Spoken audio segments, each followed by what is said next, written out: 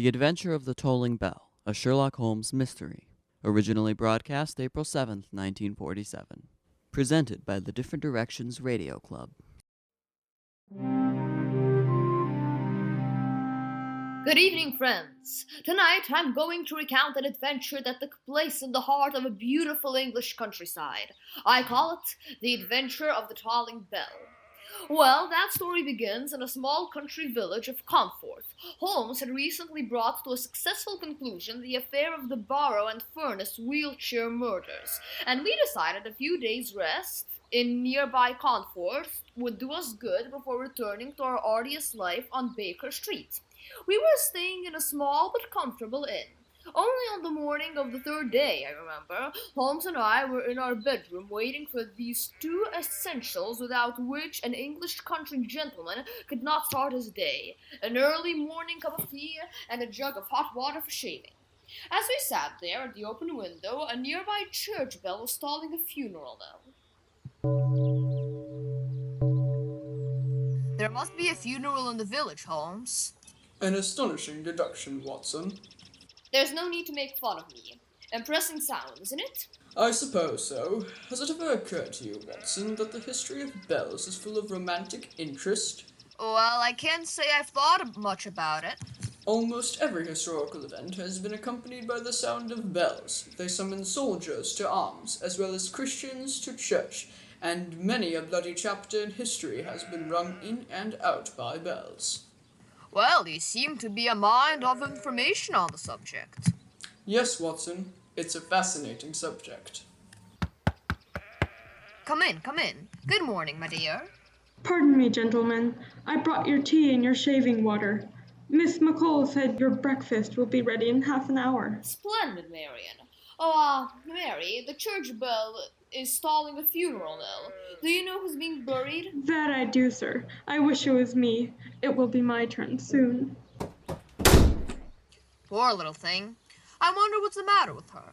I have no idea. Perhaps her father or mother just died. Or a young man. Yes, I bet that's it. She's a pretty girl. She's obviously been crying when she came in. Perhaps that's her fiancé they're burying now.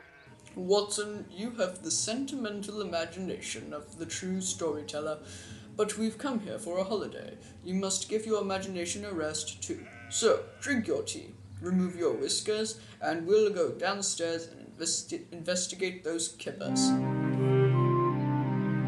You like your kippers, gentlemen? Excellent, Mrs. McCall. Excellent. Never eaten better.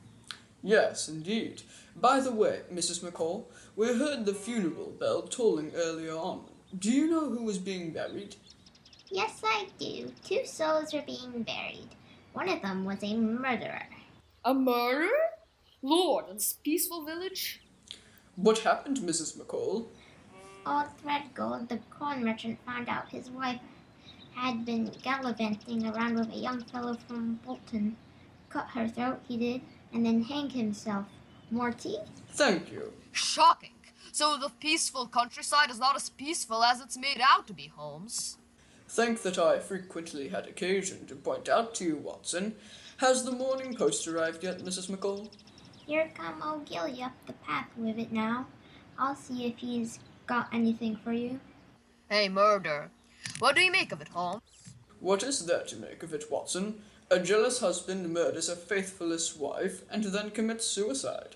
A tragic story, but a simple one. Top of the morning to you, gentlemen. Good morning, Gillian. Any letters for me today? Aye, Mr. Holmes. 2 letters. One of them's got some newspaper clippings in it, I think. And you got a postcard from Mr. Lestrade. He wants you back in London bad, Mr. Holmes. There you are. Pardon myself, Gilliam. You've been reading Mr. Holmes' private correspondence. Bless your heart, Dr. Watson. If I didn't read other people's correspondence, how would I know what's going on in the village? You were right, Gilly. It is newspaper clippings. And by the way, you heard about the murder of Mrs. Threadgold, I suppose? Heard about it? I told the bell this morning at the funeral. Did you say that you're bell ringer as well as the postman? Bless your heart, yes, Doctor. President of the Choral Society, too, as well as being on the Perry's Council. You're a busy man, Gillian. That I am, sir. Take this afternoon now, I'm to ring those bells again. Not another funeral, surely. No, sir. A wedding this time. Oh, I'm glad to hear it. Young St. Perry is marrying the Slater girl, and you might say I'm responsible for bringing them together. Got some of their letters mixed up, I did. They looked each other up to exchange them, and presto, before you know what's happening, they're getting married. Regular Cupid, you might say I am. Be off with you, old gilly. Other people want their letters. Mr. Holmes doesn't want his caper spoiled with your idle chatter. Oh, all right, Miss Crabapples and Vinegar. Ah. One of these days you'll smile, and the world will come to an end. Good day, gentlemen. Talkative old busybody he is. Oh, Mr. Holmes, Miss Lackland in the hall. The poor old lady is most anxious to talk to you. Mrs. Lackland? She has the seamstress shop on the high street.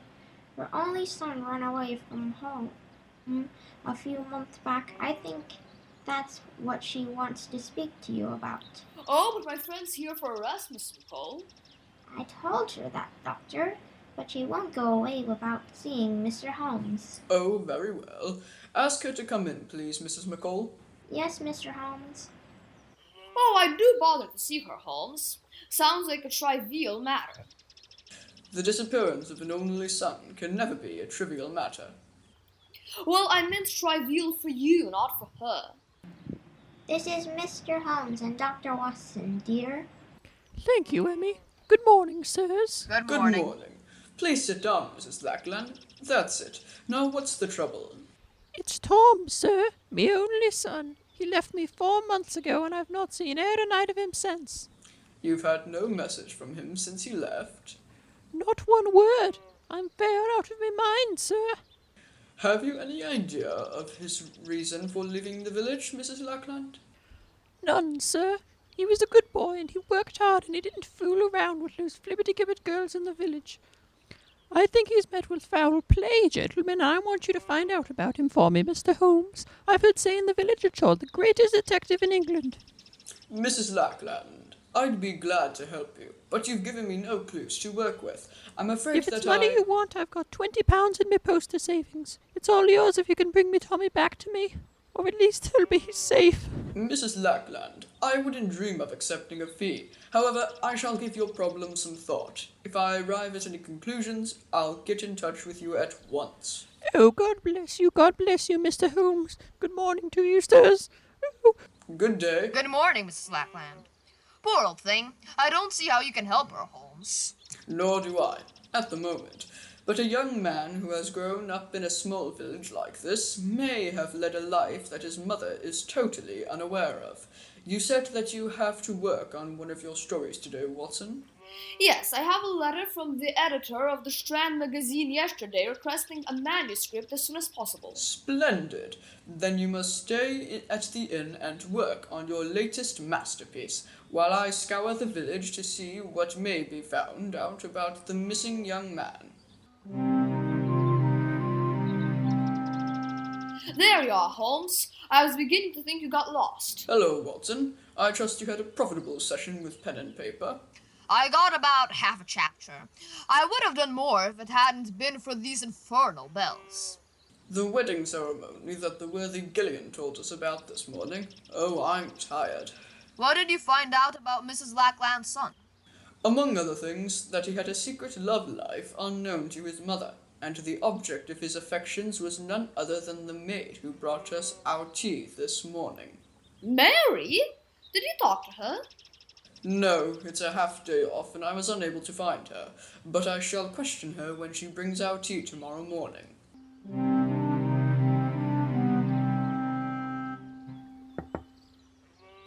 Come in, Mary.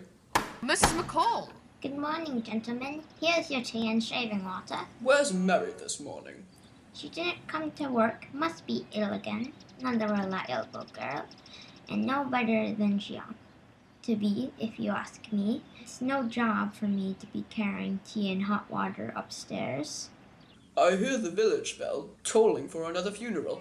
Does Conforth have a burial every morning? I really don't see how the population can run to it. It's another suicide, sir. Another suicide? Good Lord. Old John Letterby, the baker. He was expecting some money from his son in Australia.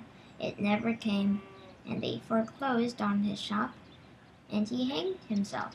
Will you be wanting a couple of boiled eggs to your breakfast, gentlemen? No, I haven't much of an appetite. Thank you very much. Yes, sir. That woman seems absolutely heartless. She almost smacks her lips when she tells us about these tragedies. Yes, Watson, I noticed it. This peaceful village is beginning to seem strangely sinister to me. And since you have no appetite for breakfast, perhaps you'll join me in a little excursion as soon as you're dressed. Of course. Where are we going? To see the maid, Mary. I'm anxious to talk to her before another funeral bell begins to toll.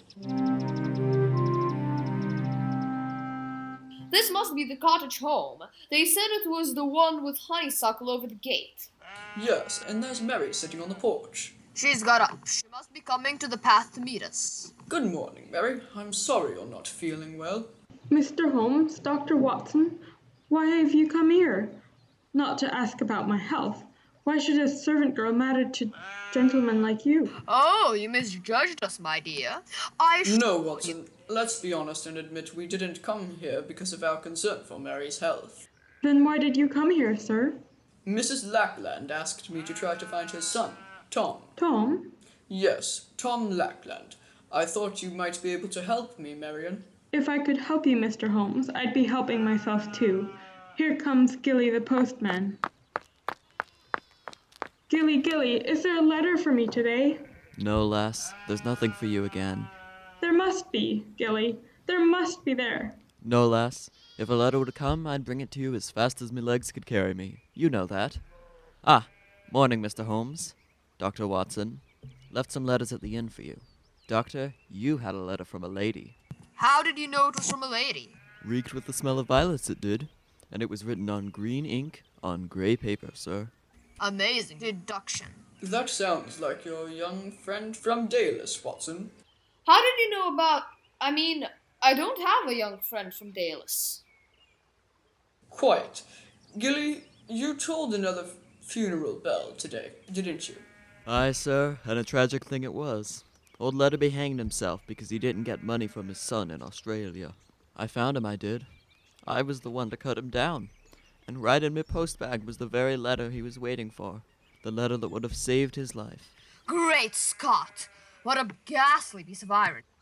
That it was, sirs, that it was. Well, I'll be going now, gentlemen. Good day, Mr. Holmes, Dr. Watson. Good day, Mary. Perhaps a letter will arrive for you tomorrow.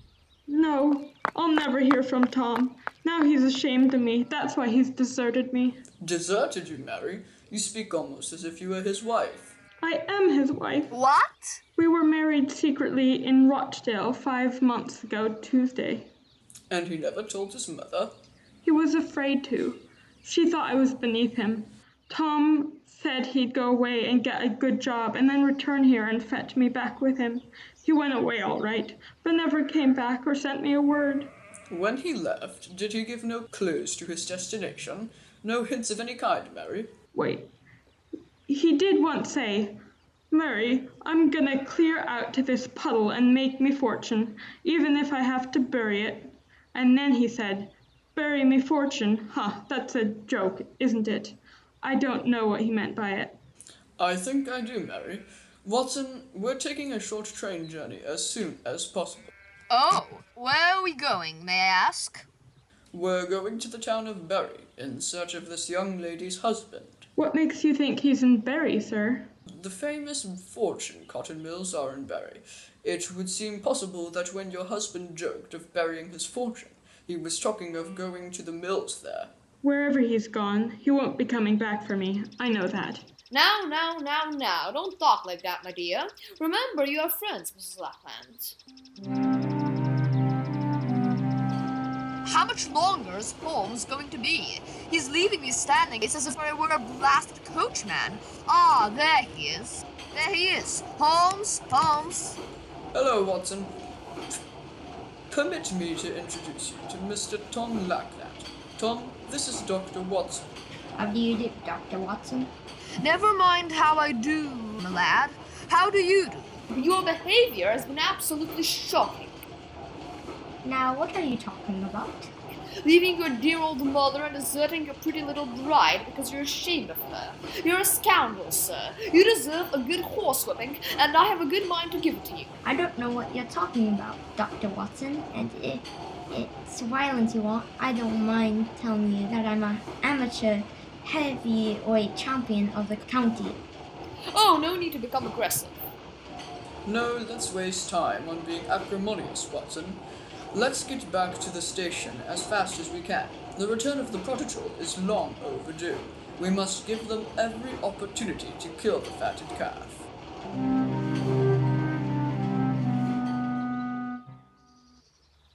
Ah, there's Mary's house. I'm dying to see her. And after this reunion, Tom, I suggest that you both go over and see your mother. I'm sure she'll forgive you. Yes, Mr. Holmes, I'll do that. Perhaps we should have warned her. Your sudden appearance may be something of a shock. I think it's a shock that Mary can handle. She must be out. The door's locked. Knock again if you don't mind. She may be asleep. That was a revolver shot. Come on, Watson, help me break in the door.